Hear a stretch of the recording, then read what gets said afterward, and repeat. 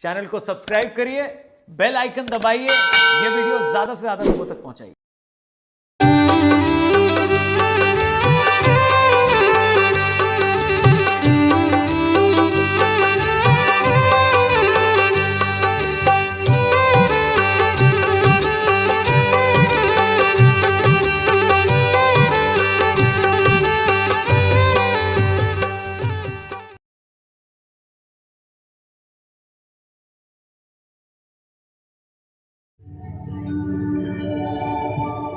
गुरुजी आओ प्रेम करो पूजा रे मारे तमती रे मारे तमती अधिकत नहीं पूजा रे गुरुजी आओ प्रेम करो पूजा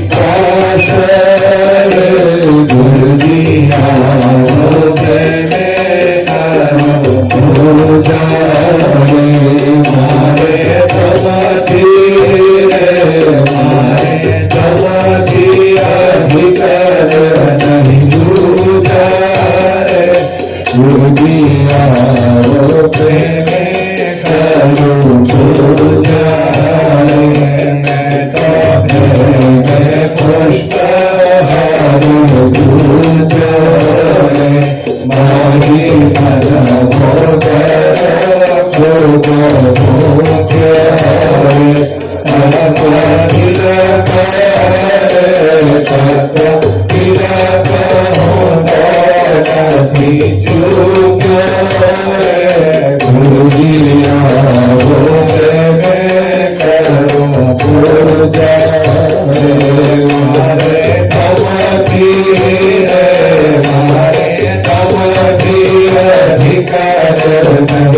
पूजा रे गुरुजी आओ मैं करो पूजा रे गुरुजी चूक हमारी क्षमा करो रे हमको जानत मारो नहीं रहो रे गुरुवे अखंड रे गुरुवे अद्भुत भंडार मारो भंडार गुरुजी आओ मैं करो पूजा रे मारे तब धीरे मारे तब धीरे अधिकर गई पूजा रे गुरुजी आओ मैं करो पूजा रे गुरु मारा पंचम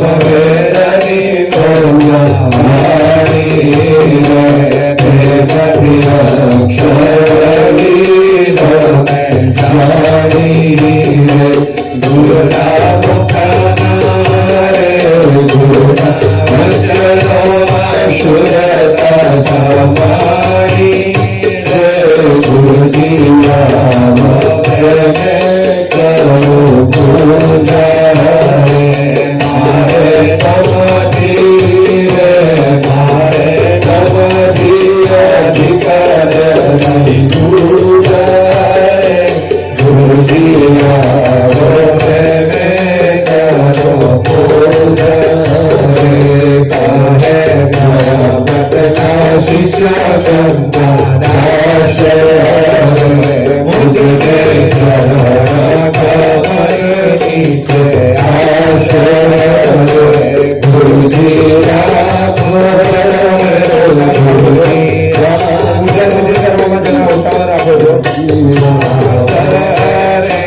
गुरुजी आओ मैं करो पूजा रे मारे तब धीरे मारे तब धीरे अधिकार नहीं पूजा रे गुरुजी आओ मैं करो पूजा रे मैं तो प्रेम पुष्प हरि भूत मारे मन मोहर तुआ लोक रे तप तिलक रे तप तिलक हो करती चूक रे गुरुजी आओ मैं करो पूजा रे मारे कमठी रे मारे कमठी अधिकार नहीं पूजा रे गुरुजी आओ मैं करो पूजा रे गुरुजी चूक हमारी क्षमा करो रे हमको जानत मारो नहीं रहो रे गुरुवे अखंड रे गुरुवे अद्भुत भंडार मारो भंडार गुरुजी आओ मैं करो पूजा रे मारे तब धीरे मारे तब धीरे अधिकार नहीं पूजा रे गुरुजी आओ मैं करो पूजा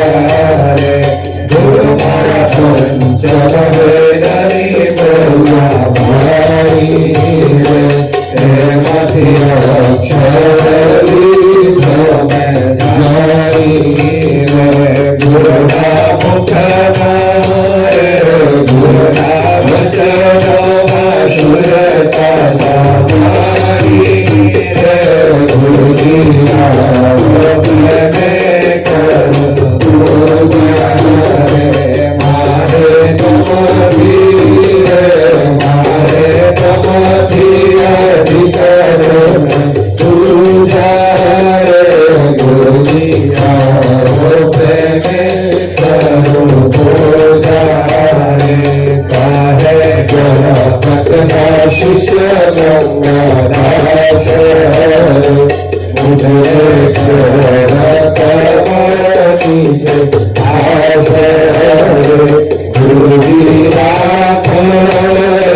गुरुजी राखो निज शरणी पाश गुरुजी आओ तेरे करो पूजा मारे तमाधी अधिकार पूजा गुरुजी आओ तेरे करो पूजा गुरुजी आओ तेरे करो पूजा गुरुजी आओ तेरे करो पूजा श्रीमंत करुणा सागर भगवान की जय श्री नर्मदा सागर महाराज की जय श्री महानव श्री रघुराम महाराज की जय परमहंस सुधानंद जी महाराज की जय श्री विष्णुदास जी महाराज की जय श्री शांतिदास जी महाराज की जय श्री सीतादास जी महाराज की जय श्री अभिचरदास जी महाराज की जय सर्व संतन की जय कैलाश धाम की जय गुरु पूजन विधि समाप्ति का जय जय सत्य कैवल सारे छो प्रभु अकल अनादो तुम गति ज्ञान को कर तनवाजो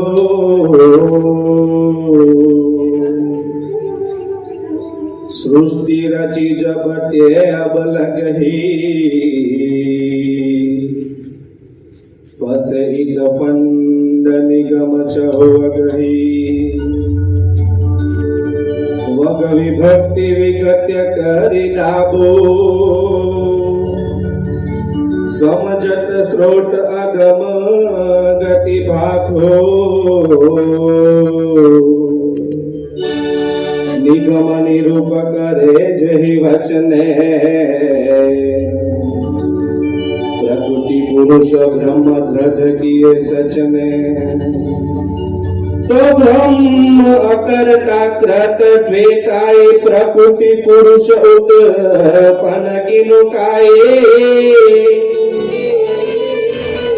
तेहि करता की खोज खलक में प्रकट परम गुरु यही कल्प में तेहि करता की खोज खलक में प्रकट परम गुरु एक ही कल्प में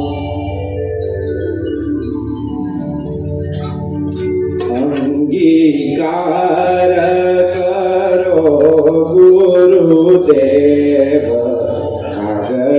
शीश मोकले अंगीकार करो गुरुदेव शीश मोकले अंगीकार करो गुरुदेव शीश मोकले अंगीकार गुरुदेव अगर शिष्य मोकले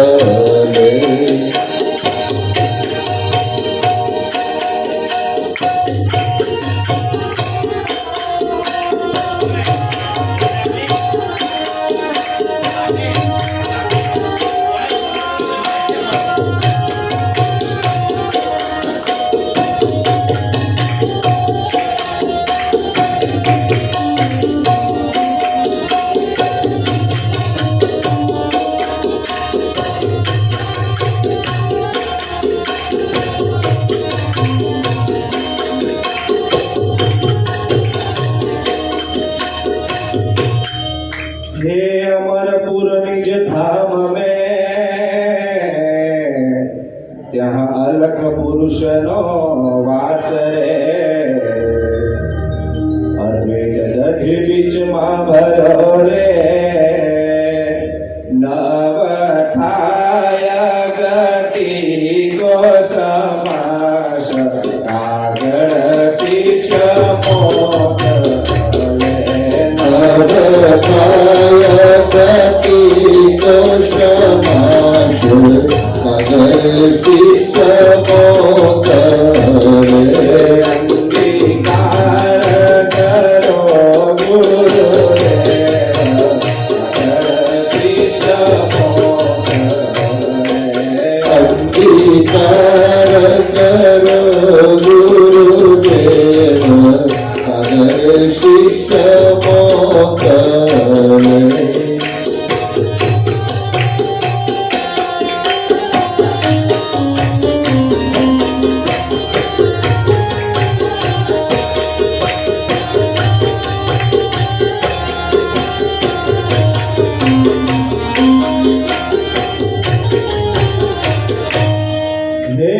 વિકટ માર્ગ ભસ્મો હટી નવ આવે નવ કોઈ જાય રે સનેહી સાહેબ કહા વસે રે તેને ખબર તે કોણ પહોંચાય આગળ શીશા મોકલે તેને ખબર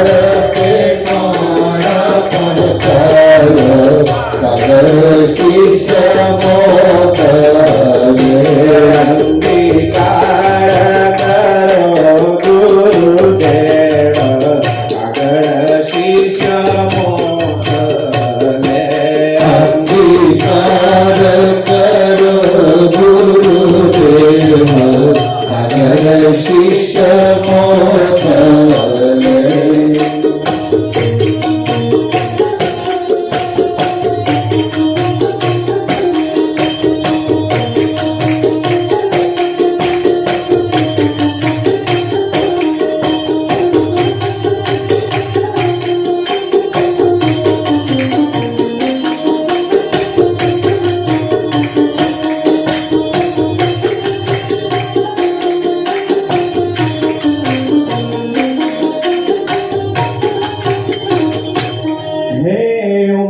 કાગર પર લિયો ને પ્રેમ ટણી રૂષ નાઈ રે વિભક્તિ કલમ નિજ કરણી રે શ્રી પરમ ગુરુ ગમ પાય આગળ શિષ્ય મોકલે શ્રી પરમ ગુરુ આગળ શિષ્ય મોકલે અંગીકાર કરો ગુરુદેવ આગળ શિષ્ય મોકલે અંગીકાર કરો ગુરુદેવ આગળ શિષ્ય મોકલે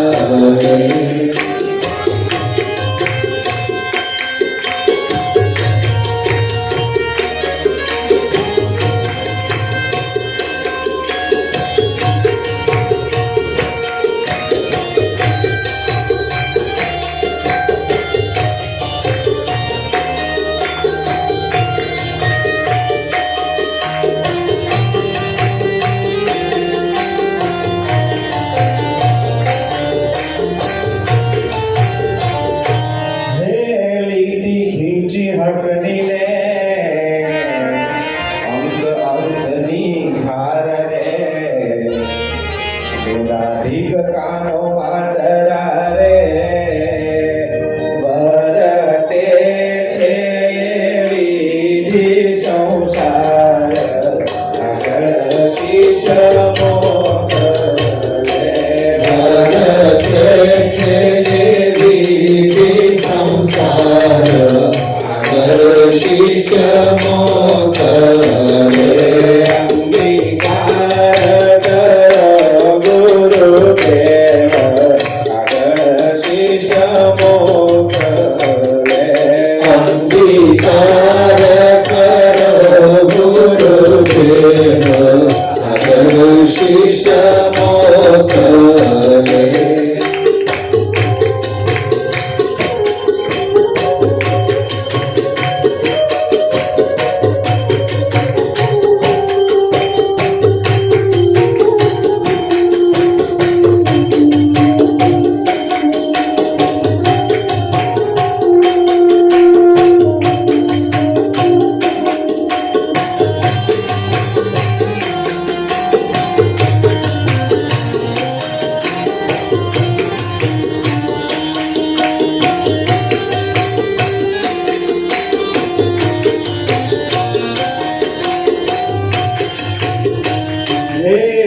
ઘયંત્ર ગતિ તારમાં આશે અર્થ પાર રે પરમ ચતુર ચેતન તીરે ગતિ જણાવું છું તિલકાર આગળ શિષ્ય મોકલે ગતિ જણાવું છું તિલકાર આગળ શિષ્ય મોકલે અંગીકાર કરો ગુરુદેવ આગળ શિષ્ય મોકલે અંગીકાર કરો ગુરુદેવ આગળ શિષ્ય મોકલે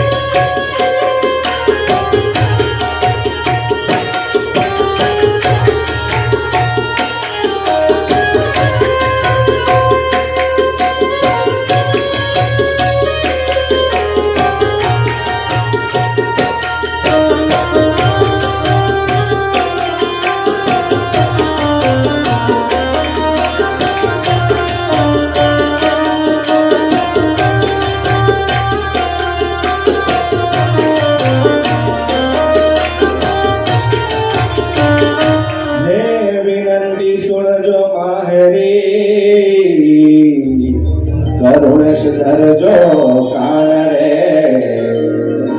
મોજ કરવાને મોકલ્યો રે યાં તો દુઃખ દરિયા સમજાણ આગળ શિષ્ય મોકલે યાં તો દુઃખ દરિયા સમજાણ આગળ શિષ્ય અંગીકાર કરો ગુરુદેવ આગળ શિષ્ય મોકલે અંગીકાર કરો ગુરુદેવ આગળ શિષ્ય મોકલે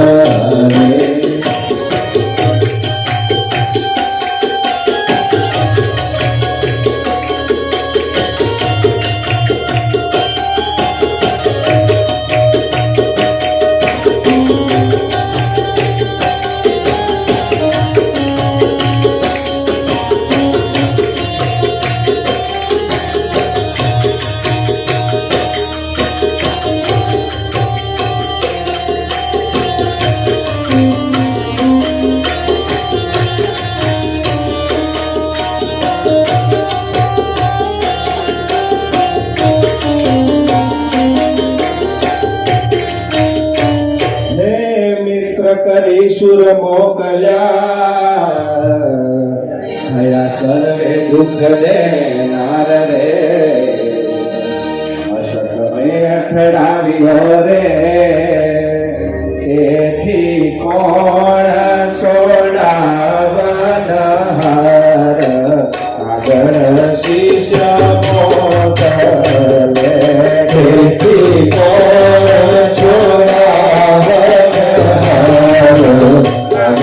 શિષ્ય મોકલે અંગીકાર કરો ગુરુદેવ આગળ શિષ્ય મોકલે અંગીકાર કરો ગુરુદેવ આગળ શિષ્ય મોકલે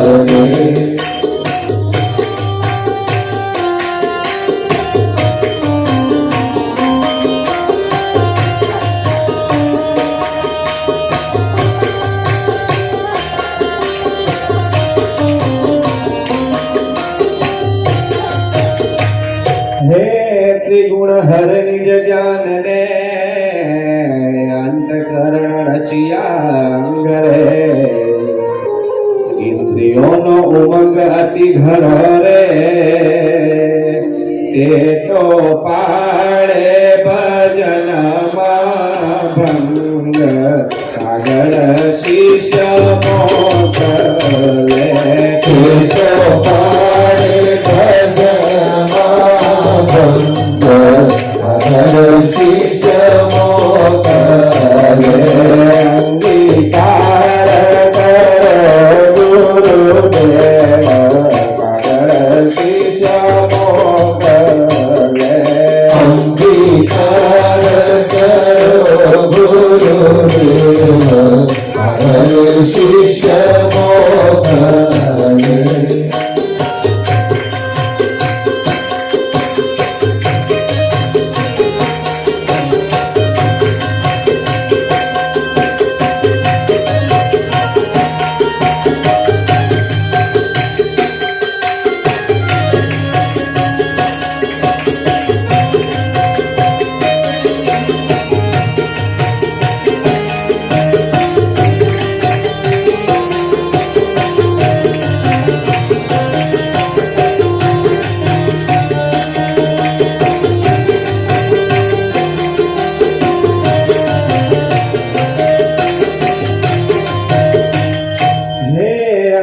આરત સુરત સમરથી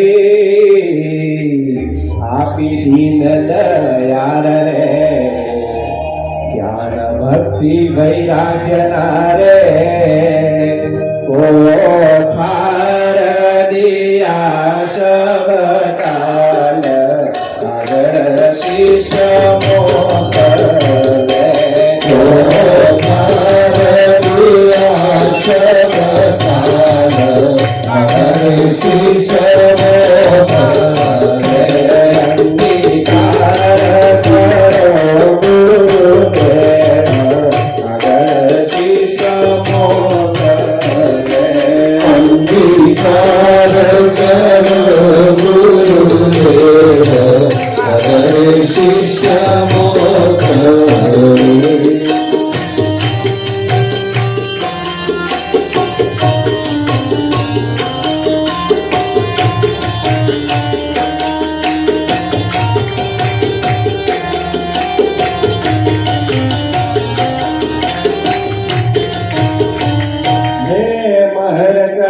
મોકલો અનુભવ કટી ભંડાર રે છૂટે આ જગત નો રે તો પામો નિજ દેદાર કાગળ શિષ્ય મોકલે તો પામો નિજ દેદાર કાગળ શિષ્ય મોકલે અંગીકાર કરો ગુરુદેવ કાગળ શિષ્ય મોકલે અંગીકાર કરો ગુરુદેવ કાગળ શિષ્ય મોકલે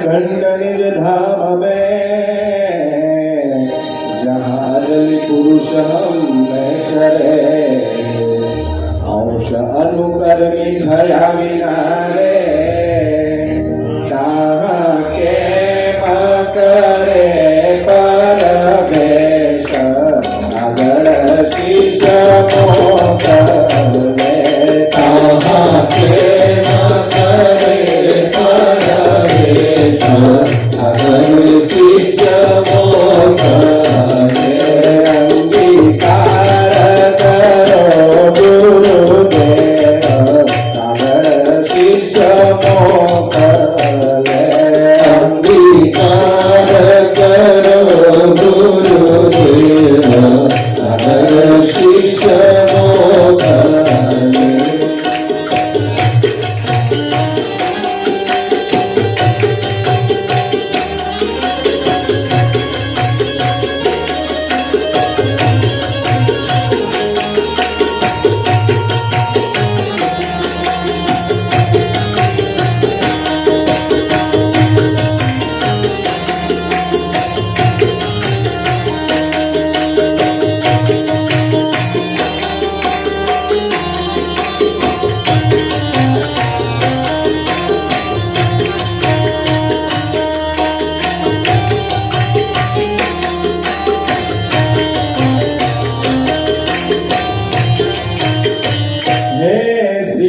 કુબેર કરુણા કરી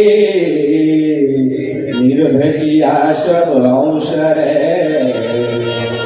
નારાયણ દાસ ગરીબ ગોરે શરણે લે મીઠાઈ આકંશ આગળ શિષ્ય મોકલે શરણે લે મીઠાઈ આકંશ આગળ શિષ્ય મોકલે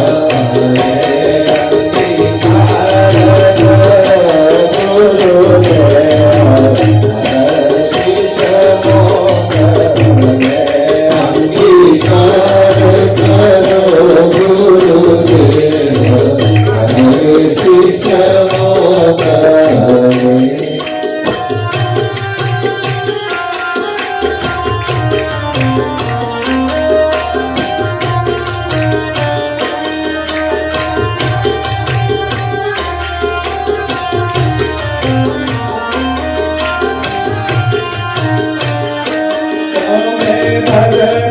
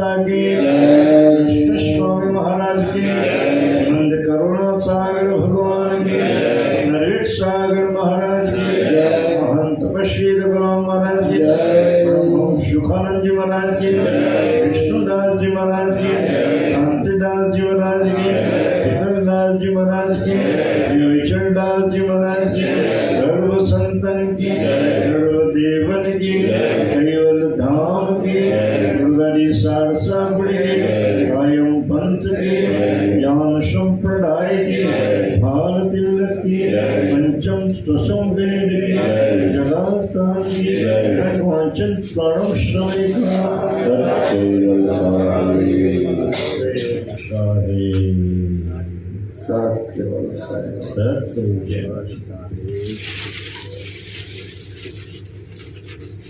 पाना नंबर 122 अंग तीजो कलाद्वैत को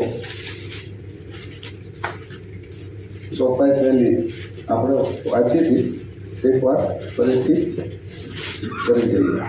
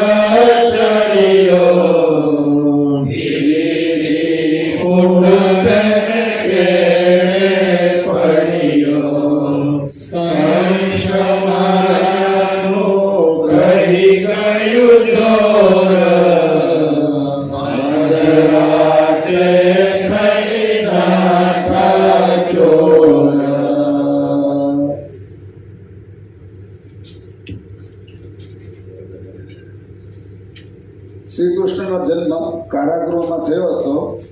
તેમાંથી તેમને ઘણી યુક્તિથી ગોકુળમાં લાવેલા, ત્યાં તે મોટા થયા. આમ મોટા થતા બળ પ્રાપ્ત કરી દુઃખ દેનારા ઉપર ઝેરવેર હતું જે બદલ તેમણે દેહાંત શિક્ષા કરી પોતાની વૃત્તિઓને તૃપ્ત કરી, એટલે કે કંસનો નાશ કરી પોતે નિશ્ચિત થયા.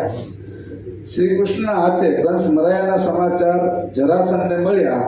એથી જ તે ક્રોધવશ થઈ કૃષ્ણની સામે થયો. આ જરાસંઘ અતિ બળવાન હોવાને લીધે કૃષ્ણ રણક્ષેત્ર છોડી નાઠા. આમ પરાસ્ત થયેલા કૃષ્ણની પાછળ જરાસંઘે જવું જોઈએ નહીં, પણ કંસના મરણ સમાચારથી ચઢેલા ક્રોધને લીધે તે કૃષ્ણની પૂંછ પકડીને તેમની પાછળ પડ્યો. આ યુદ્ધ ક્ષેત્રમાં જરાસંઘનું અતિ અધિક બળ જોયું અને પોતે નિશ્ચિત થયેલી પોતાની છાવણીમાંથી સર્વને પડતા મૂકી નાસી ગયા. ભગવાન કરુણાસાગર કહે છે કે પોતે સર્વજ્ઞતાનો દાવો કરી જે બળ વડે કંસનો વધ કર્યો તે બળ તથા સર્વજ્ઞતા જરાસંઘની સામે લડતા ક્યાં ગયા, જે ચોર ગતિની માફક ગુપ્ત રીતે નાસી જવું પડ્યું. હવે અહીંયા છે એ બે વાત કરી દીધી. તમે એકને મારી એક્યા ને એકને મારી નથી એક્યા એટલે તમે ભાગી ગયા. આપણે એક કામ કરતા હોય એ આપણે આવડતું હોય અને એ કામ છે એ બરાબર કરી નાખીએ, પછી બીજું કામ એનાથી ચડિયાતું આવે એટલે એને મૂકીને ભાગી. તો એ કે એ મનુષ્યનું કૃત છે, મનુષ્ય આવું કરે કે એનાથી ન થાય એટલે પડતું મૂકીને ભાગે કે પણ કે તમે તો સર્વજ્ઞનો દાવો કરો છો તો તમે આવું કેમ કર્યું, આવું તમારાથી કેવી રીતે થાય એમ.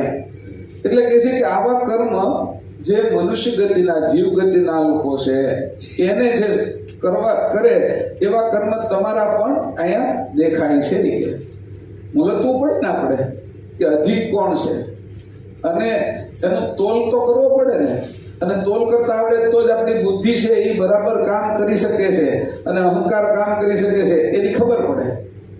તો અહીંયા એવી રીતે કીધું કૃષ્ણની તમે ભક્તિ કરો છો પણ આજે તે કઈ દશામાં છે, ક્યાં રહેલા છે, છેલ્લે એનું મોત આવે છે તો એની કઈ હાલત થાય છે, એ બધી વાતો પરમ ગુરુએ અહીંયા આપણને કરી. અને કરી એટલા માટે કે એ અંશે થવું એ એના માટે શક્ય નહોતું. એને ખબર નથી કે અંશ હું કોણ છું. એ તો એવું જ સમજતા હતા કે નિરંજનનો હું અંશ છું. નિરંજનનો અંશ આત્મભાવ બ્રહ્મનો ભાવ ત્યાં સુધી પહોંચેલા હતા. પણ હું કૈવલ કરતાનો અંશ છું આ વાતથી પોતે પણ અજાણ્યા હતા. અને ગીતાની અંદર આખરી જ્ઞાન કૈવલ્ય એ સ્થાન સુધી પહોંચ્યા કે આખરી સ્થાન શું છે તો કે કૈવલ્ય બ્રહ્મ. પણ બ્રહ્મ કોનો પ્રકાશ છે અને કૈવલ કોણ છે એ વાતથી અજાણ્યા રહ્યા. આ અજાણપણું તો એની અંદર હતું જે અજાણપણાના કારણે અહીંયા આ ઘટના ઘટી. એટલે એમ કે છે કે તો મનુષ્યના કર્મ અને તમારા કર્મમાં અધિકતા શું રહી. અને આ જ પ્રવૃત્તિ હોત તો મેં આવું જે જગત બનાવ્યું છે સરસ મજાનું, મેં તમને કાલ વર્ણન કર્યું હતું કે મેં કાંઈ ઘટે નહીં એવું બનાવ્યું. અને મનુષ્ય અને દેવો એ બેયની સમૃદ્ધિ એવી છે કે ફેરફાર કરી શકે. આજ સવારમાં મેં બેઠા હતા રૂમમાં તો વાત કરતા હતા કે ભાઈ મનુષ્ય અને દેવો એ સ્વતંત્ર છે, સારું કાર્ય કરી શકે અને ખરાબ કામ પણ કરી શકે એટલી એને સ્વતંત્રતા આપવામાં આવી. બાકીની બધી 83,99,999 જે જાતિ છે, જે યોનિઓ છે એને એના કર્મ ભોગવવા સિવાય કાંઈ ભોગવતો નથી.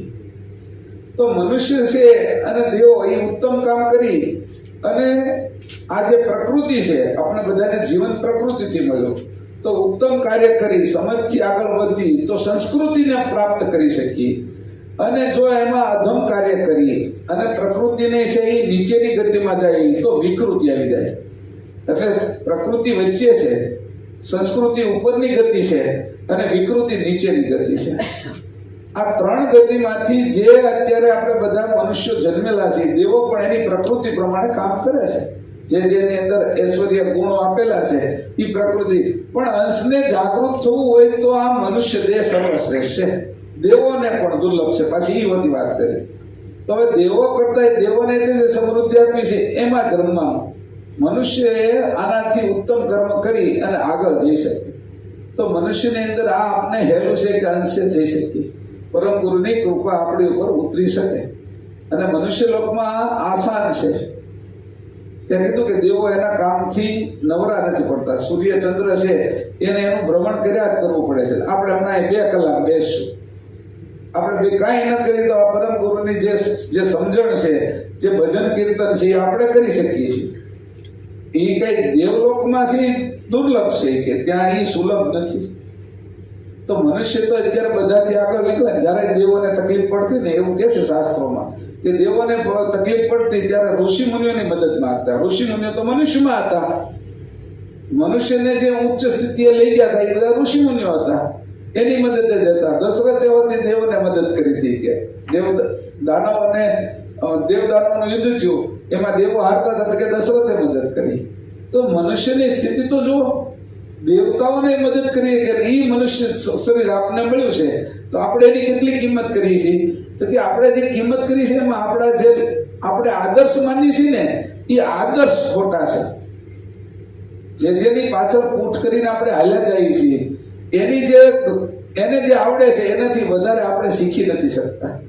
અને એની જે કર્મ કર્યું છે એ જ કર્મ એની પાછળ જઈને આપણે કરતા હોઈએ છીએ. એટલે આપણે જેની ઉપર આસ્થા રાખીએ છીએ, શ્રદ્ધા રાખીએ છીએ, વિશ્વાસ રાખીએ છીએ એ વિશ્વાસ એને સમર્પિત કરી દઈએ છીએ. એટલે આપણે આપણા વિચારમાં સ્વતંત્ર પદ પ્રાપ્ત નથી કરી શકતા. અને એ કોને સમર્પિત કરીએ છીએ? કર્તાને કરીએ તો કઈ વાંધો નથી. પરમ ગુરુના શરણમાં અર્પણ કરો તો તમને ખોટ નથી એમ કીધું પરમ ગુરુએ. પણ બીજી જગ્યાએ અર્પણ કરશો તો તમે શ્રી સ્વતંત્ર પક્ષનો નાશ કરી અને ગુલામીની અંદર જશો. અને આ ગુલામીના બધા ધંધા છે. એકને જીતી લો તો એને તમે તમારો ગુલામ બનાવો, એકને હારી જાઓ તો એના તમે ગુલામ બની જાઓ. તો હાર જીતનો જે ખેલ છે એ કે કંસને માર્યો અને પછી આખું જે રાજ્ય હતું એને મેળવી લીધું. કંસના જે માણસો હતા એ કૃષ્ણને આધીન થઈ ગયા એટલે એના ગુલામ થઈ ગયા. પણ જરાસંઘ આવ્યો તો કૃષ્ણને ભાગવું પડ્યું. હવે એ જે આ વાત કરી છે જરાસંઘને એ મારી નો ગયા, પછી કપટ કરીને પછી કંસને આપણે ભીમની આગળ જરાસંઘનો વધ કરાયો. પછી આને આપણે આધ્યાત્મિક રીતે લઈ તો જરાસંઘ એટલે આપણું જે જીવન છે એમાં જરણ આવે છે, એટલે બાળપણથી માંડીને ગઢપણ થાય છે. એ બધી વાતો આપણે લખી, પણ સામાજિક રીતે છે એ આધ્યાત્મિક વિષય છે. સામાજિક રીતે આપણે જોઈ તો રામ અને કૃષ્ણના જે કાંઈ કર્મ છે એ કર્મ મનુષ્યની જેવા છે એવું પરમ ગુરુએ કીધું. અને આ કર્મ જોતા એ લોકોએ પણ મૂળ પદને જાણ્યું નથી એવો અર્થ થાય.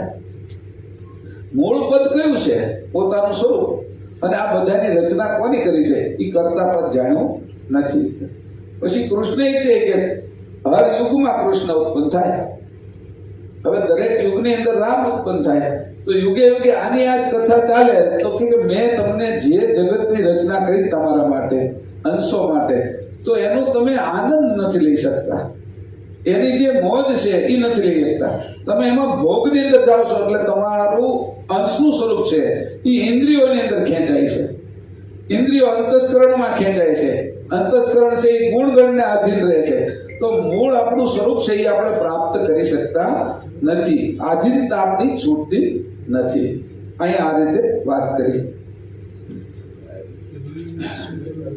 તો હા, રણ છોડી દ્વારામતી ગયા, ભેટ સાગર મેં સુખિયા કર્યા, જોર કરે નાસે તે જીવ, નિરમલ કઈ જય લડ સદેવ, રણ છોડી દ્વારામતી ગયા, ભેટ સાગર મેં સુખિયા કર્યા, જોર કરે નાસે તે જીવ, નિરબલ થઈ જય લડ સદેવ. જરાસંઘના ભયને લીધે યુદ્ધ ક્ષેત્ર છોડીને દ્વારકામાં ગયા. ત્યાં પણ સુખ પ્રાપ્ત ન થયું. એથી જ ચારે તરફ દરિયો લાગેલા પેટમાં રહ્યા, જ્યાં તે નિશ્ચિત રહેવા લાગ્યા. દ્વારકા ગયા તો દ્વારકાની અંદર હજી તે જરાસંઘ આવી શકે. એટલે દ્વારકાની બાજુમાં જે બેટ હતો જેને બેટ દ્વારકા કીધી, તો ત્યાં જરાસંઘ આવી ન શકે. આજે છે કારણ કે ચારે બાજુ પાણી છે. પાણીની અંદર આવતા એને વાર લાગે અથવા એનું સૈન્ય હોય એનું તો એનો સામનો કરી શકે. એટલે એવી જગ્યાએ તમે પહોંચી ગયા બેટની અંદર કે નિશ્ચિત એટલે થયા તમે કે ત્યાં અહીંયા હવે આવી શકશે નહીં. આપણે કોઈ આપણે વાંહે દોડતું હોય ને આપણે કોઈ મારવા દોડતું હોય કે કૂતરા એ વાંહે દોડીને આવતા હોય તો એવી જગ્યા આપણે ભાગી જઈએ અને દરવાજો બંધ કરી દઈએ, પછી નિશ્ચિત થઈ જાય હાશ હવે નહીં મારીએ કઈ કે આપણે એવું થાય ને. તો કે એમાં ભગવાન તરીકે જે અવતાર હતા એમાં અને મનુષ્યની અંદર જે આ સંવેદના છે એમાં હું ફરક થયો. આશ બચી ગયો એમ કારણ વાહે પડ્યું હોય ને કોઈ વસ્તુ તો કે આશ બચી ગયો એમ આપણે એવી રીતે એ આ સંતોષ માની એટલે નિશ્ચિત થયા કે નક્કી કર્યું કે હા શીખે હવે બેટ દ્વારકામાં શું ને અહીંયા જરાસંઘ નહીં આવી શકે એમ. એવી રીતે નિશ્ચિત રહેવા પાયમાં જોર કરી લડવા જવું અને પરાસ્ત થતા નાસી જવું એ ધર્મ આશાવાદી જીવનો છે. વળી નિર્બળ પરત્વે લડવું અને સબળ બળવાળાથી નાસી જવું એ ધર્મ ઈશ્વરતામાં ઘટતો નથી. ઈશ્વર હોય તો કે આ ઘટના ઘટે નહીં. અત્યારે આપણે આ વાંચીએ છીએ પણ આ બીજા કોઈ સાંભળે જે કૃષ્ણને બહુ માનતા હોય એના મગજની અંદરથી તો એની અંદર તો ક્રોધ ઉત્પન્ન થઈ જાય. બીજા જે સંપ્રદાયની અંદર હતો એને એમ થાય કે ક્રોધ ઉત્પન્ન થાય. પણ અહીંયા પરમ ગુરુ એનો વિવેક કરીને કહે છે જો આમાં આપણે ના નથી પાડતા પણ વિવેક કરો. કૃષ્ણ અવતાર છે એ સ્વરૂપ નથી છે. આ વાત કરે છે, વિવેક કરે છે. તું અને કૃષ્ણ એ બે વચ્ચેનો સંબંધ શું છે, કેટલો ફરક છે એ કે એનો જો તને વિવેક કરતા આવડશે તો ખબર પડશે. કોઈની આગળ ઐશ્વર્ય મોટું હોય, અહીંયા કોઈ એવો રાજા છે કે એનું સૈનિક મોટું છે, એની આગળ સંપત્તિ મોટી છે, પણ એની મનુષ્યતા કઈ મટી નથી જતી. ઐશ્વર્ય મોટું છે તો એ સ્વરૂપે નથી થઈ જતા. એટલે તું પછી એવા ઐશ્વર્ય મોટું હોય અને સત્તા મોટી હોય, સંપત્તિ મોટી હોય અને એનો તું ભક્ત થઈ જા તો તું તારા પદમાં ન જઈ શકે. તારા પદની અંદર મોટી ખોટ પડે કે તને તારા સ્વરૂપની ખબર ન પડે. સાચા કરતા કોણ છે? જેને કૃષ્ણને પણ એ મોકલે છે. આજે 10 અવતાર થાય છે, 4 યુગમાં યુગ નો બનાવો હોય તો 10 અવતાર ક્યાંથી થાય? અને 10 અવતાર થાય છે જે એ અહીંયા કઈક ધર્મનું સ્થાપન અને અધર્મનું ઉત્થાપન કરવા આવે છે. એની પહેલા વાત કરી તો કે જે આ બધું કરવામાં આવે છે એ મૂળ કર્તાના અંતર્ગત આ બધા આવે. મૂળ કર્તા નથી, આ એના અંતર્ગત, એના પેટામાં આ બધા આવી જાય છે. એટલે એના જેને પેટામાં આવે છે તો આ અવતારવાદની જે કઈ થિયરી હાલે છે એ 4 યુગની આધારે હાલે છે. અને 4 યુગ કોના આધારે હાલે છે કે આ જે આખી પૃથ્વી સુષુમાર ચક્ર જે ફરે છે અને એ જે ફરવાપણું છે ગત આકાશ, એ ગત આકાશના કારણે હાલે છે. ગત આકાશ અવિગતમાંથી છૂટું પડીને બનાવ્યું કોને તો કે એના કરતા જે છે એ તારા છે. એને તું ભગવાન માને તો એમાં કઈ ખોટું નથી કે એને તું એને સકર્તા માને તો એ સત્ય છે કે તે સાચા રાજાને રાજા કીધો છે. ભિખારીને તે રાજા નથી કીધો કે સત્ય રાજા છે એને રાજા તે કીધો છે કે અને એનું તને ફળ મળે. પણ ભિખારીને રાજા કહેવાથી મને કોઈ ફળ ન મળે, નિષ્ફળ જાય કે ખોટી એની ઉપર મેં ખોટું આરોપણ નાખ્યું છે. એટલે આ બાજુ જે એને કર્તા માને છે એને કર્તા માનવાની જરૂરિયાત નથી એવું પરમ ગુરુ કહી અને પહેલા જે મન ચોટેલું હોય રામ અને કૃષ્ણમાં એમાંથી અંશને છૂટો પાડે છે, ધોકાવીને છૂટો પાડે છે. આપણે ઘણી વખત શું કરવું પડે, મેલ બહુ લાગી ગયો હોય ને કપડાને તો એ સામાન્ય ઓલાથી ન જાય, ગ્રાસથી ને નથી ધોકાવવા પડે. એમાં એટલા સમયનો જે મળ લાગી ગયો છે, એટલા સમય સુધી બુદ્ધિની અંદર જે આપણી અંદર આવું ભરાઈ ગયું છે એને કાઢવા માટે આ ધોકાવે છે. એટલે પહેલા કહી દીધું જો હું ધોકાવું ને તો બેહીએ કોઈ જ બે જોઈ કે હું ધોકાવાનો તો શું ચટપટી વાણી આવશે કે ચટપટી થશે કે બેહી નહીં એકાય કોઈથી. અને વાત સાચી છે. ને ઘણી જગ્યાએ આ બધી વાતો આપણે કરતા હોય ને એટલે 2-3 જગ્યાએ ઈસ્કોનના લોકોની એની હારે વાતો કરી હોય તો કૃષ્ણ બહુ માને એ લોકો ઈસ્કોન વાળા, હરે રામ હરે કૃષ્ણ તો વાત કરી એટલે તરત જ ભાગવા મળે એ કે તમે ખોટા છો ના તેને કે એની પરમગુરુએ કીધું છે આવું થવાનું જ છે. પરમગુરુ જાણતા હતા કે મનની અંદર, બુદ્ધિની અંદર, સમજણની અંદર જે કાંઈ કચરો ભરી ગયો હોય, ભળી ગયો હોય એ કોઈને તમે કાઢો ને તો એને દુઃખ લાગે. કચરો એને મીઠો લાગતો હોય. નાના છોકરા હોય ને ગામડાની અંદર તે બહુ ધૂળની અંદર રમતા હોય તો મેલ થઈ જાય એને ચામડી ઉપર.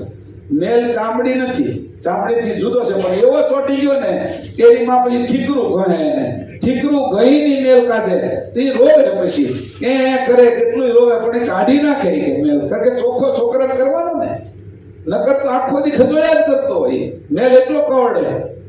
એમ સંસારની અંદર જે આવા મેલ ભરાઈ ગયા છે, જે આવો કચરો ભરાઈ ગયો છે, આવી જે કુમાન્યતા ઘૂસી ગઈ છે, જેને જે કહેવું જોઈએ એ નથી કહેતા અને એનાથી અધિક પદ આપી દે છે તો એ તમે વિવેક નથી કરતા. કે તમે ખોટો વિવેક કરો છો.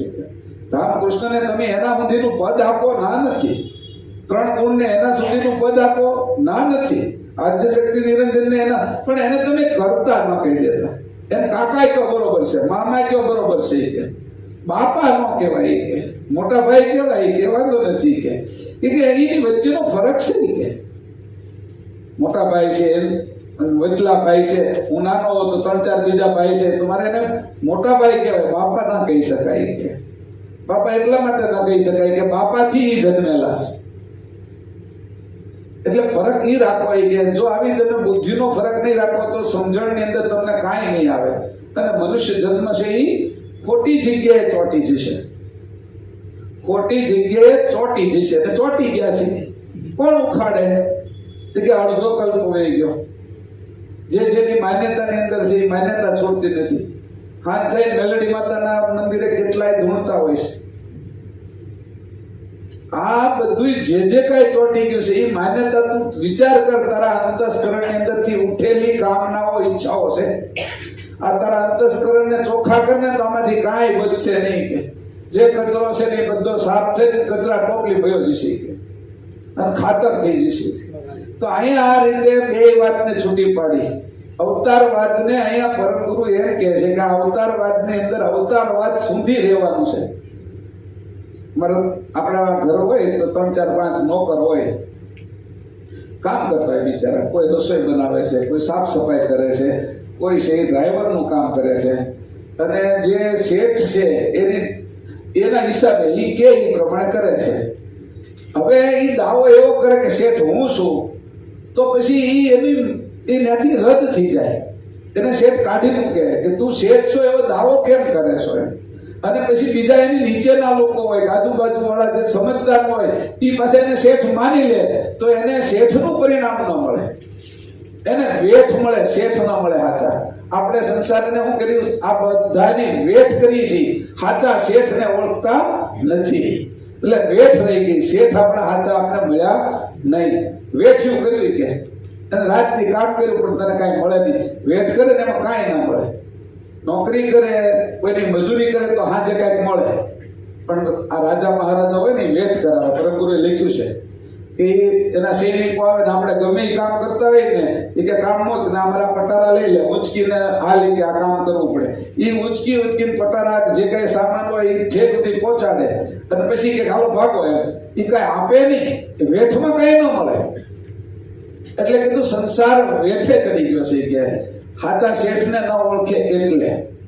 એટલે અહીંયા એ રીતે કીધું કે બેયના તમે જુઓ કર્મ, અને કર્મ જોતા એ કે જે મનુષ્ય જીવ ગતિના જે કર્મ છે એમાં જીવ ગતિને રોકાઈને બેઠા છે બધા. અને પછી પાછું આગળ આવશે કે આ આઠમ ને નોમ ને એના તહેવારો એવા ઉજવાય છે કે હવે જે લોકો એ તહેવારો ઉજવતા હોય, ત્યાં નાચતા હોય, એની હાલત શું થાય આ વાત સાંભળે છે કે એને ચટપટી થાય કે એવું અર્થી હોય કે ઉઠી શકો કે. પરમ ગુરુએ કેવું ઝીણું લખ્યું છે કે મનની દશા શું થશે બધાની, અંતસ્કરણ કેવી રીતે કામ કરશે. અહંકાર એનો ટકી નહીં શકે એટલે અહંકારને બચાવવા કરશે. મારા સત્સંગમાં આવે અને અહંકાર બચાવે, એ બચશે કેમ? એ અહંકાર બચાવે, એ પોતે તો અહંકારમાં ખવાઈ જશે, એ તો પોતે મરી જશે. તો અહંકાર છોડીને મારા સત્સંગમાં બેહો, એવું કહેવાનો અર્થ છે અહીંયા. અને હું તમને જેમ છે એમ બધી વાત કરીશ. શ્રી કૃષ્ણ ઈશ્વર પદ કે સુનિશ્ચયો કોઈ કહે છે કે અકલિત ગતિ આગળ પણ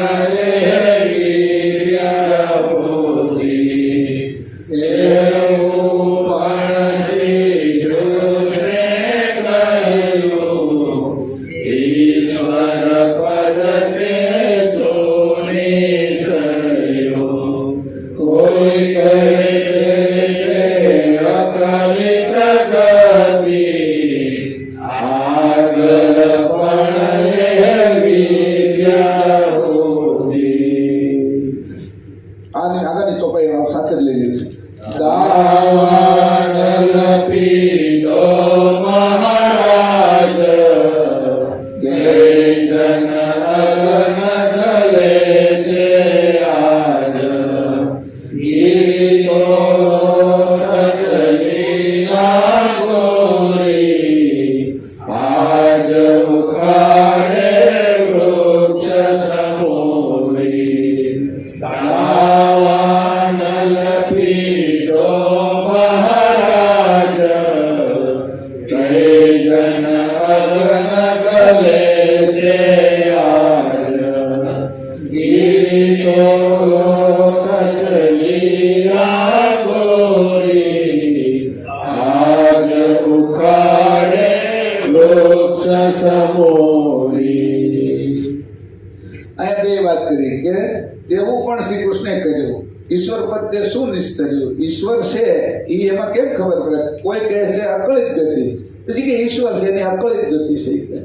એની ટકલી આંગળીએ ગોવર્ધન તોળો, તો કે એવું આજે બધું થાય છે.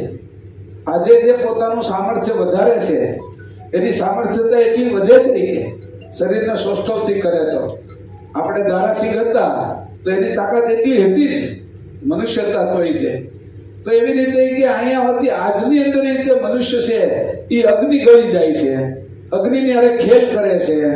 ઘણાય છે એ આપણે સર્કસ હોય તો એની અંદર ટ્યુબલાઇટ બલ્બ એ ખાઈ જતા હોય તો કે એ બધા કર્તવ્ય છે કે કર્તવ્યના કારણે એને કોઈ પણ પ્રકારની યુક્તિ આવડે છે, એ યુક્તિના કારણે એ કાર્ય કરી શકે છે. એનો અર્થ એવો ન સમજવો કે ઈશ્વર પદ છે. આવી રીતે કરે એટલે કે એની અકળિત ગતિ છે. જો તો ખરા ટચલી આંગળીએ એની ગોવર્ધન તોડ્યો છે તો એ અકળિત ગતિ કરીને તમે એને ઓળખવાની અંદર ખામી નહીં કરતા. કે તમે તમારા મનની અંદર એવા ચશ્મા પહેરી લેશો તો તમને લીલું હુકું ઘાસી લીલું દેખાશે, પણ એમાં ઘાસનો વાંક નથી. તમે જે નજરે જુઓ છો, ચશ્માથી જુઓ છો એના કારણે તમને લીલું દેખાય છે. એમ તમારી નજર આમ માટે બરાબર છે કે નહીં, તમે ચશ્મા કાઢી નાખો લીલા કાચના અને જેમ છે એમ જુઓ તો જેવું છે એવું દેખાશે. કે હું તમને આ જે અકળિત ગતિના તમે ચશ્મા પહેરેલા છે ને એને કઢાવી નાખું છું અને કૃષ્ણને જેમ છે એમ જોતા શીખો, રામને જેમ છે એમ જોતા શીખો. મહાપુરુષ છે, ઐશ્વર્ય વધારે છે, સારું કામ કર્યું છે, એવું કામ ગાંધીજી કરતા હતા, એવું સ્વામી વિવેકાનંદે કર્યું છે, એવું હજી પણ ઘણા કરતા છે. કેટલી એવી સંસ્થાઓ ચાલે છે જે આપણે ઈચ્છી કે આટલું ન થઈએ કે એક મહારાજને આગળ હું ગયો તો આજે 5 લાખ ગાયો એને રાખી હતી રાજસ્થાન. દત્ત શરણાનંદજી મહારાજ હતા, હું ત્યારે ઘણા વર્ષો પહેલા એની આગળ ગયો તો 5 લાખ ગાયો હતી પોતાની આગળ, જુદા જુદા ગૌશાળાના અલગ અલગ ભાગની અંદર. અને એ બધી ગાયો છે એ બીમાર, કોઈ કાઢી મૂકી હોય, દુકાળની અંદર પાણી ન મળ્યું હોય, એવી કઈ ઉપાર્જન કરીએ કેવી નહીં. તો કે એ સમયની અંદર ગાયો રાખતા. અત્યારે એક માણસ રાખી એનું સામર્થ્ય એટલું થયું છે તો એ રાખી શકે છે. તો એનો અર્થ એવો ન સમજવો કે હજી સિદ્ધો છે, મહાત્માઓ છે, એને કોઈ સામર્થ્ય આવી ગયું એવી કોઈ સિદ્ધિ તમને આપી દીધી તો એનાથી તમે કઈ કરતા સકર્તા કેવલ નથી જતા. કેવલ છે જેની આ બધું બનાવ્યું છે એને તમે માનવાનું છોડી અને આ માન્યતામાં જશો તો તમારા હાલ હવાલ કેવા થશે એમ પણ કીધું. એટલે કે તાટલી આંગળીથી ઉપાડી લીધું ઈશ્વર પદને. એ તમે એમ કહેતા કે ઈશ્વર છે ને એની અકળિત ગતિ છે તો એ કે એ ગતિઓને તમારે ગાવી ન જોઈએ, એવી ખોટી માન્યતાની અંદર ફસાવવું ન જોઈએ. જે મારા સંપ્રદાયમાં મારી અંદર આવે છે એને હું જેમ છે એમ વાત કરીશ અને એની જે આસ્થાઓ માન્યતાઓ ખોટી છે એને હું રદ બાતલ કરીશ. સત્ય જે વસ્તુ છે એને સ્વીકારીશ. સત્ય વસ્તુને સ્વીકારવાની ક્યાંય ના નથી પાડી પરમ ગુરુએ કે જેની હદ છે ત્યાં સુધી એની હદ છે ત્યાં સુધી એને હું ખોટા નથી કહેતો, પણ હદની બહાર જાય છે ત્યારે એ ખોટું કરે છે, ત્યારે એ ખોટું થાય છે. આચાર્યોએ, કથાકારોએ, પછી ઉપમાઓ ચડાવી કવિઓએ એટલું બધું એના વિશે લખી નાખ્યું કે જે હોય રજનું ગજ કરી નાખે. એક રજકણ છે એનો હાથી દેખાડાય કે, પણ જોવા વાળા એટલા બધા કે મૂર્ખ છે કે એમાં એ હાથી જોઈ જાય કે. તો કે મૂર્ખામી છે એ એની સમજણના અભાવે છે. હવે સાચી સમજણની આગળ આપણે જાય તો કઈ સ્વીકારીએ નહીં. ઘણી વખત આવું બને કે ઘણા એના ભૂત પ્રેત ઓળખે જ નહીં, ભૂત પ્રેતને એ ઓળખતા હોય, આવું બને. આમ ભૂત પ્રેતનો અનુભવ મને છે પાછો, એવું નથી. પરમ ગુરુએ કીધું છે પ્રેત હતા કે. તો એકવાર મુંબઈ હતો તો મારા ફ્લેટની અંદર અમે છે ફ્લેટ રાખેલા, એમાં 3-4 છે એ લોકો મુસ્લિમ હતા ત્યાં, એ મરી ગયેલા. અને એક સાંજે અમે પહોંચ્યા અને મારે સાંજે પહોંચ્યા એટલે તે દિવસે કાળી ચૌદસની જાત હતી, અમારે ત્યાંથી ઓરિસ્સા જવાનું હતું. ઓરિસ્સા જતી વખતે ત્યાં રોકાણા અમે રાત્રે. તો રાત્રે રોકાતા થોડી વાર થઈ ને એટલે એવું લાગ્યું કે વાતાવરણ ખરાબ છે, કંઈક વાતાવરણ જુદી રીતનું લાગતું તો આપણે સેટ ન થાય એવું. અને અમે પછી થોડી વાર મેં કીધું શીર્ષાસન કરતો હતો એટલે શીર્ષાસન મેં કર્યું ને તો ત્યાં પ્રેત હતા ને, આમ અમુક તંદ્રની અંદર તરત ખબર પડે. તો પ્રેતને એવું લાગ્યું કે આ પ્રેત છે કે ઊંધા માથે પ્રેત એ જોયા હોય બધાને સીધા માથે ને હું ને ઊંધા માથે જોયું એને પ્રેત લાગ્યું. એક વખત રાત્રે આપણી નજર કેવી છે, રાત્રે 2 વાગે હું મારા દરવાજા આગળ શીર્ષાસન કરતો, 2 થી 5 સુધી સવારે કરું. એક બિલાડી આવી ઊભી રહી ગઈ. બિલાડી અંદર એને જાવ છે, હું દરવાજા આગળ શીર્ષાસન કરેલું મેં. તે બિલાડી ગઘાઈ ગઈ મૂંઝાઈ ગઈ કે આ શું છે કે એની બધા માણસોને સીધા જ જોયેલા હોય, માથું ઉપર હોય ને પગ હેઠે હોય. હવે એ ડઘાઈ ગઈ ને 5 મિનિટ ઊભી રહી, બેહી ગઈ, એમને મૂંઝાઈ ગઈ. આવી ઘટના ઘટે કે વાસ્તવિક સ્થિતિ છે એ ન જાણી તો આવી ઘટના ઘટે. આપણે કૃષ્ણને અને રામને જ્યારે વાસ્તવિક રીતે સમજીએ નહીં અને માનીએ નહીં તો એ પછી આપણે ન જોવું હોય એ જોઈ લઈએ. એટલે અહીંયા એવું કીધું છે કે તમારે છે એની અકળિત ગતિ કહી દેવાની જરૂર નથી. કે આ અકળિત ગતિ કહી દો છો ને એમાં ફસાઈ જાય છે સંસારી. કે અહીંયા આ વાત કરી. આગળ છઠ્ઠી ચોપાઈ. એ સર્વે વિદ્યાનો વાદ, ઈશ્વર પદને કોએ બાદ, શક્તિ તે સર્જે સંસાર, ત્રિપદ જાય ક્રિયાકાર. એ સર્વે વિદ્યાનો વાદ, ઈશ્વર પદને તોડે બાદ, શક્તિ તે સર્જે સંસાર, ત્રિપદ જાય ક્રિયાકાર. આ સાથે લઈ લો.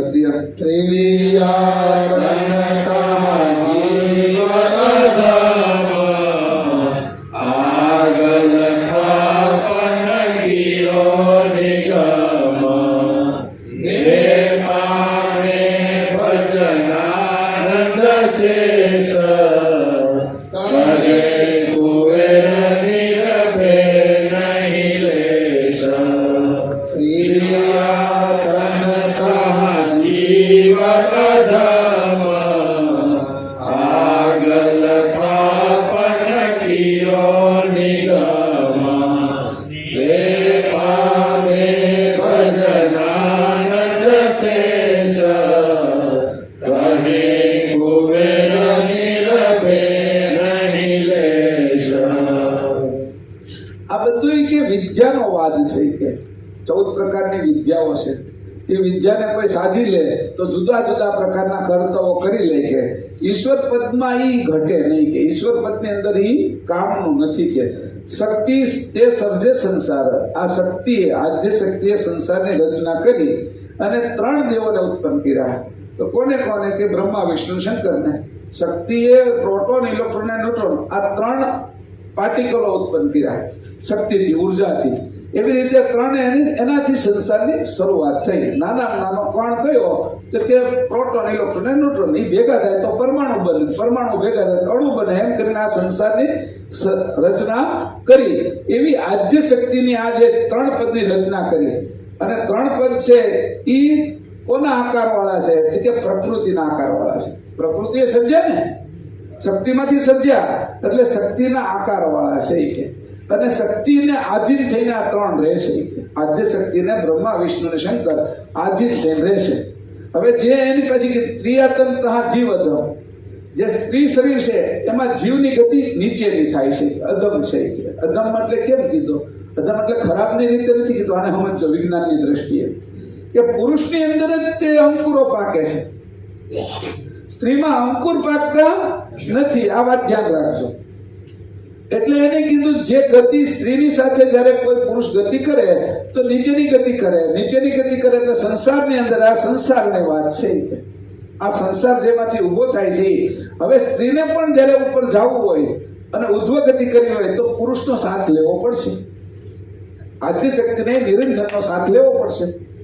એટલે આપણે હોતી અંશે શું કર્યું? પતિવ્રતા ધર્મ રાખ્યો. ગમે એ પુરુષ હોય એને થઈ જવાનું તો સ્ત્રી જ છે. એ જે અંશ છે એને સ્ત્રી થવાનું. સ્ત્રી થાય તો પતિ એને પકડે. કારણ કે અંકુરો બનાવવાનું કામ કોઈને હોતું નથી. બાબુ દાદા ઘણી વખત કે મને કે અંકુરો કોઈ નવા બનાવી ન શકે. એમાં કોઈ દાવો કરતો હોય તે વાત ખોટી છે. વાત હાવ સાચી છે બાબુ દાદાની કે અંકુરો કોઈ બનાવવા નથી. એમ હવે અહીંયા અધમ જીવ એવી રીતે કીધું. ઘણી વખત આ ચોપાઈ વાંચે ને એટલે સ્ત્રીઓ અધમ છે એમ કે. એમ નહીં, સ્ત્રીઓની અંદર અંકુર નથી પાકતા તો ઉપરની ગતિ સ્ત્રીઓ પૂર્ણ લઈ શકતી નથી. એને આધારની જરૂર પડે છે. એમ અંશે આપણે થાય તો પણ આપણે કેવલ કર્તાની ગતિ લઈ શકતા નથી. એટલે અંશને પણ સ્ત્રી થઈ જવાનું હોય છે અને પરમ ગુરુ સાથે પ્રીત કરવાની હોય છે, પ્રેમ કરવાનો હોય છે, લગ્ન કરવાના હોય છે. એટલે પતિવ્રતા ધર્મ નિભાવવાનો હોય છે, કારણ કે એ એને જાણે છે, એ ત્યાં સુધી પહોંચાડે છે, બીજાની તાકાત નથી. એટલે અહીંયા કીધું આ વાતને સમજતા કે જે પ્રકૃતિથી જે બધું ઉત્પન્ન થયું છે એ સંસારની અંદર લાવે છે. મેં તમને કીધું ને કે પ્રકૃતિ, સંસ્કૃતિ અને વિકૃતિ, એમાં જે પ્રકૃતિ છે એ આદ્ય શક્તિ છે, એનાથી જે ઉત્પન્ન થયો છે એ આખો સંસાર છે. આને સમજજો બરાબર. તો પ્રકૃતિ ઉત્પન્ન થયો છે સંસાર છે.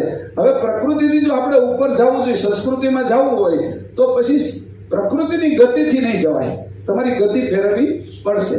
પણ અધમ થવું હોય, નીચેની સ્થિતિમાં જવું હોય વિકૃતિમાં, તો તમે ગમે એવા કામ કરો, વિકૃતિમાં તેની મેળે જઈએ કે આપણે કાચ ખુલ્લા રાખો ને એટલે ધૂળ લેવા ન જવી પડે, એની મેળે આવી જાય, વાળવું પડે.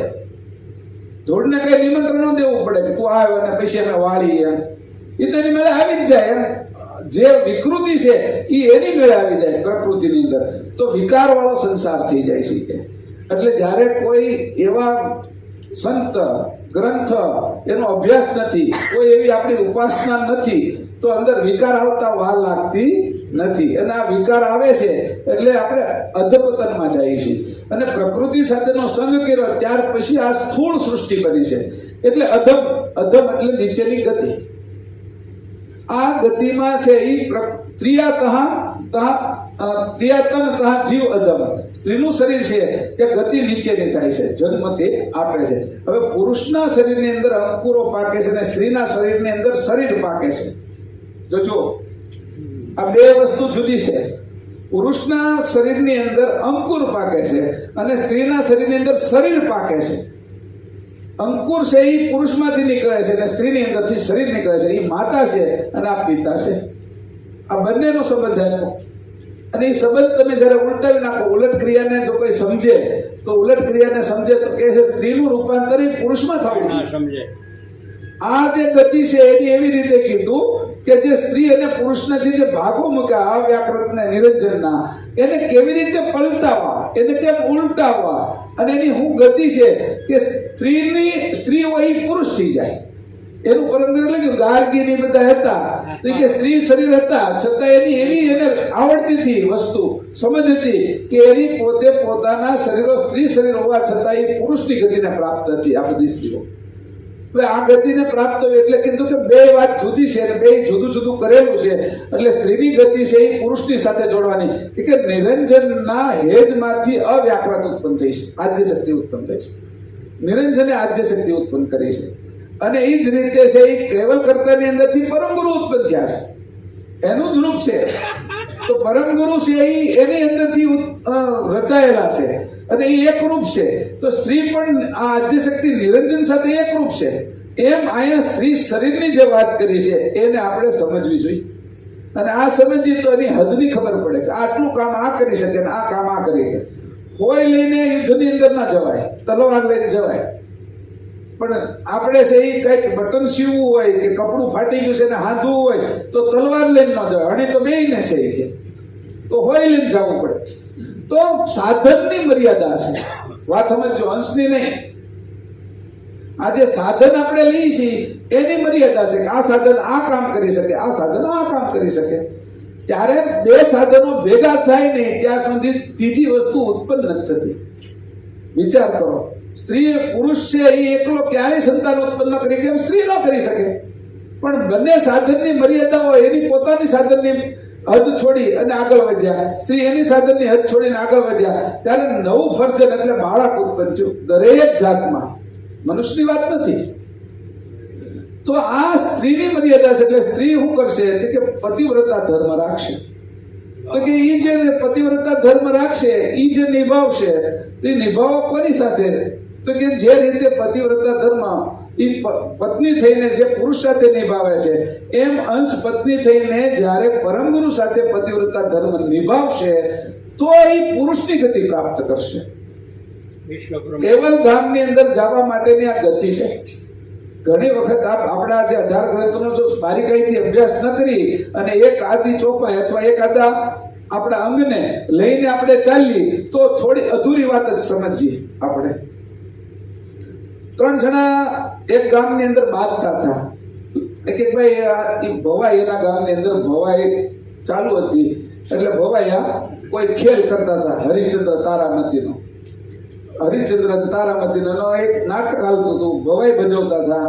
તો આખી રાત સાંજ 8 વાગ્યાથી સવારના 6 વાગ્યા સુધી ભજવતા હતા ખેલ.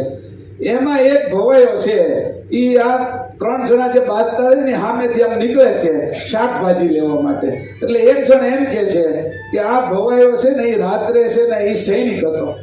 બીજો ભવાયો એમ કે છે કે આ બીજો માણસ એમ કે છે કે આ ભવાયો છે એ રાણી બનેલો હતો. અને ત્રીજો એમ કે છે કે આ સેનાપતિ હતો.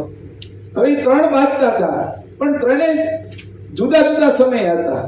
8 થી 12 સુધી તો 12 વાગે એક જણ હુઈ ગયો. પછી 12 વાગ્યાથી 2 વાગ્યા સુધી આવ્યો. એમાં પાછો ઓલે બીજો પાઠ લીધો તો 2 થી 6 વાગ્યા સુધી ત્રીજો આવ્યો. તો આ ત્રણેય થોડા થોડા સમય માટે હતા. આખા સમય માટે કોઈ હતું નહીં.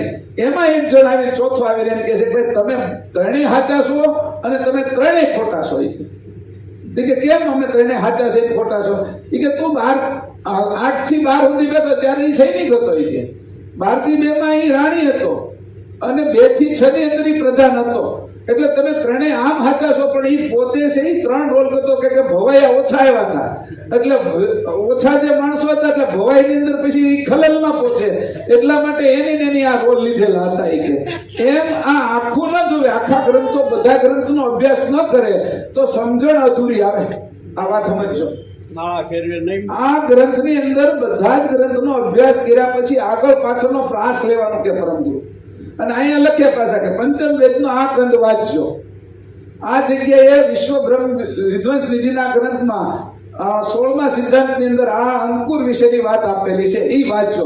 એટલે આપને શું શીખવાડે છે કે એક ગ્રંથમાં ઉભા નહીં રહેતા. મેં અલગ અલગ બધું મૂકી દીધું છે. સ્ત્રીમાં અલગ મૂક્યું, પુરુષમાં અલગ મૂક્યું, કોનામાં અલગ મૂક્યું, પિત્તળમાં અલગ મૂક્યું. પિત્તળની અંદરથી આપણે છે માટલા બનાવાય, આપણે જે કહેવાય બેડા ને એવું બનાવવું હોય તો બનાવ્યું. પણ હોનાના બેડા આપણે કઈ બનાવવાની જરૂર નથી. પાણી ભરવા જવું છે એ તો પિત્તળની અંદર થાય એવું છે. તો સાધનની મર્યાદાઓ સમજવી, એને સમજ્યા પછી ઉપયોગ કરવાની રીત સમજવી.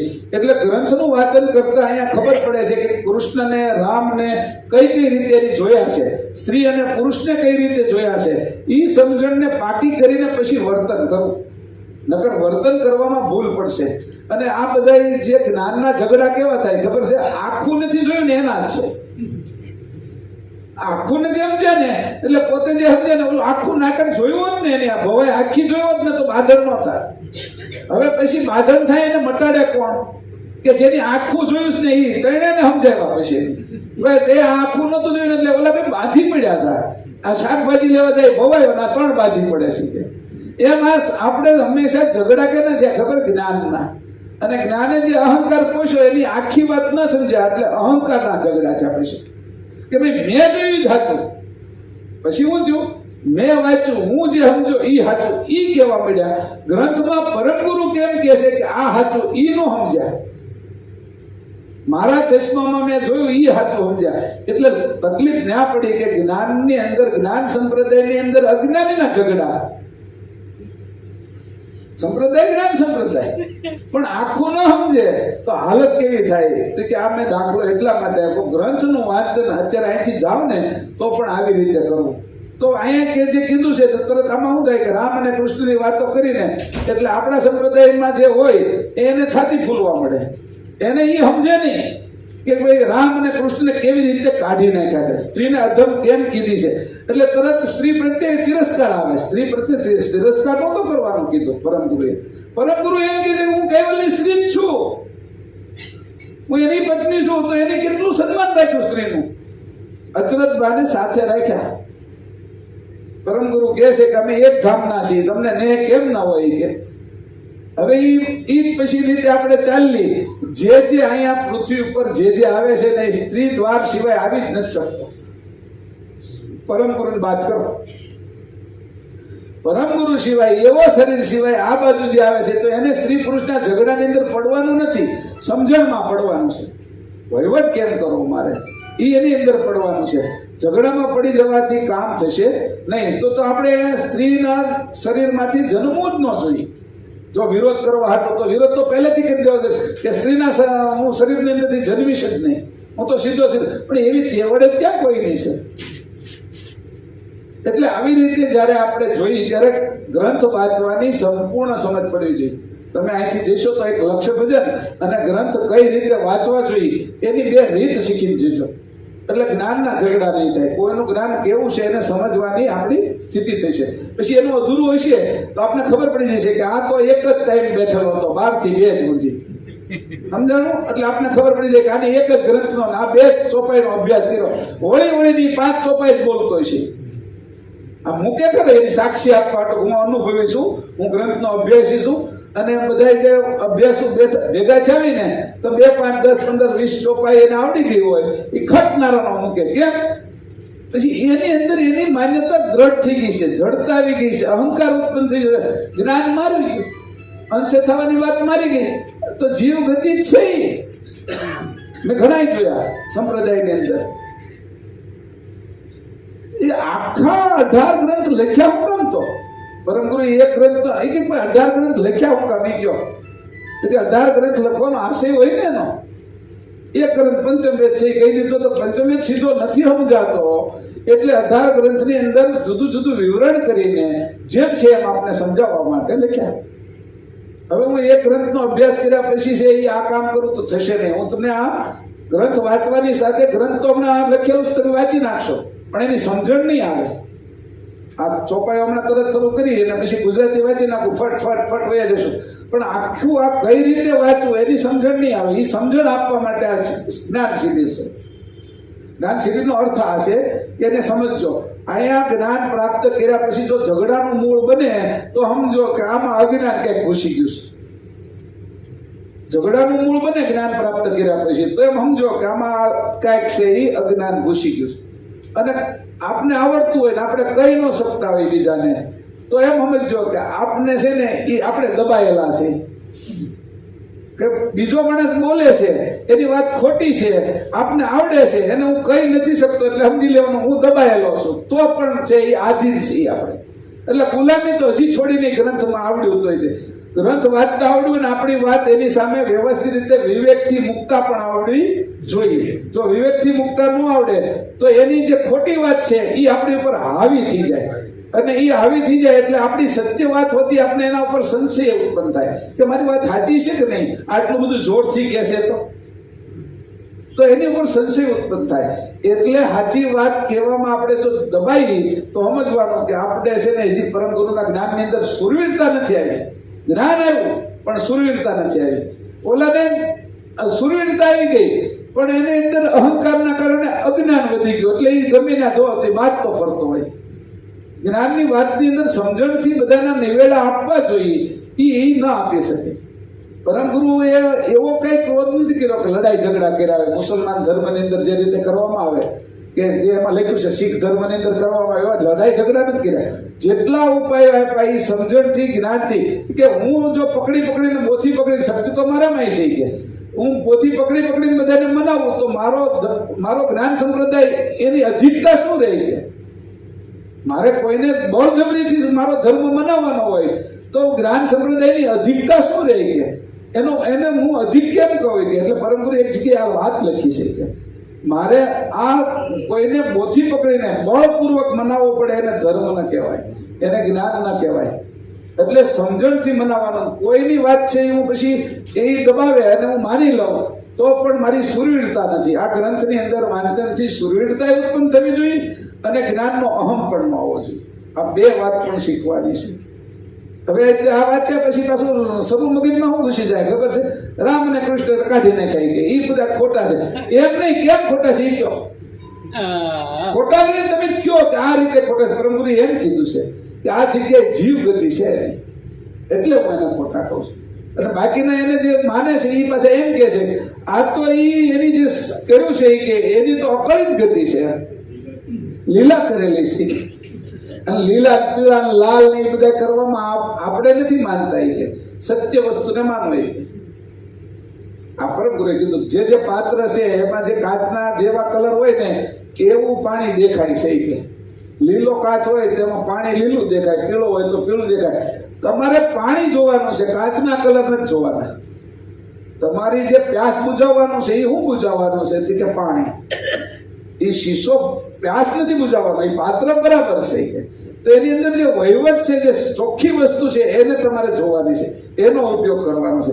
પરમ ગુરુ અહીંયા ગ્રંથની વાત કરે છે, એની અંદર સંપૂર્ણ એક વિવેક વાળું જ્ઞાન ભરેલું છે. હમણાં તમે બધી પછી અહીંયા ઊભા થઈને આ ચોપાઈ વાંચી લેજો ને ગુજરાતી વાંચી લેજો, એ વાંચી લેશો, પણ આ સમજ સાથે વાંચજો.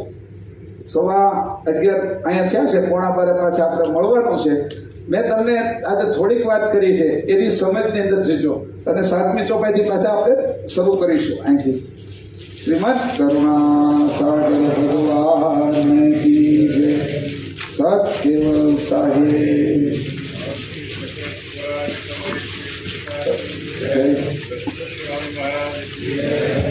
करुणा सागर भगवान की नरेश सागर महाराज की महान तपस्वी भगवान महाराज की परमहंस सुखानंद महाराज की विश्वनाथ जी महाराज की रामचंद्र जी महाराज की विश्वनाथ जी महाराज की विश्वनाथ जी महाराज की सर्व संतन की सर्व देवन की देवन धाम की गुरु गाड़ी शारदापुर की कायम पंथ की ज्ञान संप्रदाय की भारत तिलक की पंचम दशम वेद की जगास्थान की रंगवाचन पुराण की सवाई का